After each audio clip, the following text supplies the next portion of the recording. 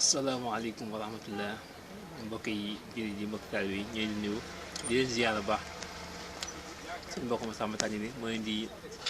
yëgal ni benn livre boo xam ne dafa doon def ci gëstu bu doon gëstu ci ay at yu yàgg ci histoire Darmanko ak naaru Kajoor gi ak ki nga xam ne mooy suñu jàmbaar ci wax di sëñ Daaru Ngagne Tànni ni ak ay cosaanam ak mboole lépp lu xam ne aju na ci Darmanko naaru Kajoor ci cosaan histoire fan sosoo fan tàmbalee avant yonent bi après yonent bi ba ni ñëwee ci Sénégal ak fi nekk dëkk yi nekk ak seen sant yooyu yëpp leen den ko ñëw indi leen ko incha allah ci livre bi ñu def ko nag ñaari livre muy arabe ak français ko defee ku ci bëgg rek